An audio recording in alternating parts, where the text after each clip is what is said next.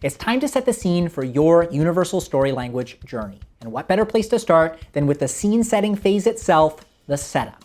In this lesson, we're breaking apart the first of our 15 steps and covering what the setup is, why it's so hard to get right, and a secret way of thinking about the setup that doesn't just help the beginning of your story, but the end as well.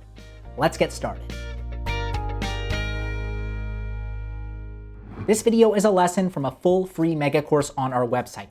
If you're ready to supercharge your storytelling, click the link in the description and start your journey today. This video is also part of a series, so if you haven't watched the previous videos, there are links down below. There are a million pieces of advice on how to start and how not to start your story.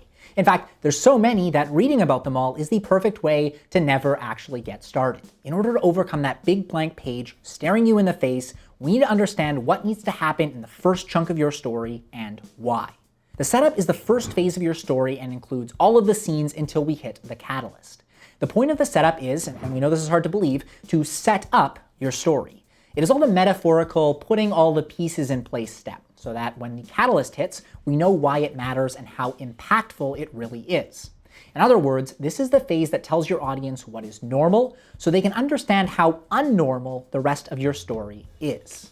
The setup will also set the tone for your story. In the first few minutes, your audience should know what to expect. If it's a comedy, it could start with something funny. If it's an action flick, it could start with some action. This is the first bite of the 15-course meal, so it should set the mood for what's to come and prepare the audience emotionally for your journey. This is especially important of the first scene, which is sometimes called the opening image. The most crucial part of the setup is introducing the protag. By the end of this phase, we should get a good understanding of who they are, what their regular life is like, and the close relationships they have, if any. Blake Snyder recommends showing the protag at home, at work, and at play, which is rare to see all together, but gives you a good idea of the scope you should aim for. We should get a well-rounded idea of what the protag's life is like. Speaking of which, most of the time the protag is doing pretty okay at the start of the story. The setup often shows them in a state of comfort. This is for a few reasons. 1, we should see their baseline before their journey puts them through the ringer. And 2, this helps emphasize how monumental the catalyst is. The setup is the peaceful meadow before the asteroid of the catalyst crashes down and completely changes the protag's life. That's not to say everything should be perfect. Most times the protag is longing for something. That something, of course, is the want, which we covered in a previous lesson. If the protag has problems, this could be the thing they think will solve them. And if the protag is doing well, the want is what will make things even better. The setup should give us a glimpse of that want, though it usually does so subtly. If you have any examples of characters literally saying exactly what they want in the setup, comment them down below.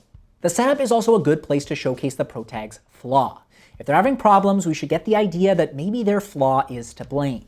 Sometimes this is saved for later, but getting a glimpse of the flaw here certainly doesn't hurt. You can use 1 or 2 specific scenes that showcase the want and the flaw, or show a series of problems that are either caused by the flaw or seem like they could be remedied by the want, like our earlier example from Big.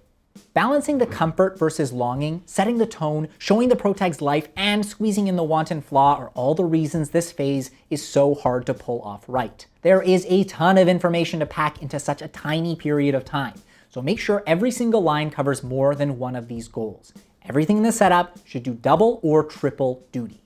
Finally, the setup can be powerful for not only the start of your story, but the end as well. We mentioned that stories are all about change. Well, the setup is the first opportunity to show that wonderful before state of the protag. This is their imperfect, flawed self, living in a somewhat lackluster world. The setup is a snapshot of your protag's life before their journey. This will contrast with the last step, the aftermath, which is the snapshot after their journey. Your audience will measure the change the protag has made by the differences between these two phases, so make sure your setup exemplifies your unchanged protag. Now that you're set up with the setup, including what it is, what it includes, and why it should showcase your protag's want and flaw, it's time to head into the next step, the catalyst. But if you want to gain a deeper understanding of the setup, the extended version of this lesson covers why the setup is so important, a trick to starting your story with a bang, and the exact length your setup should be despite what anyone else says. And of course, we'll look at a wonderful setup in our in-depth example of the 2011 romantic comedy, Bridesmaids. See you there.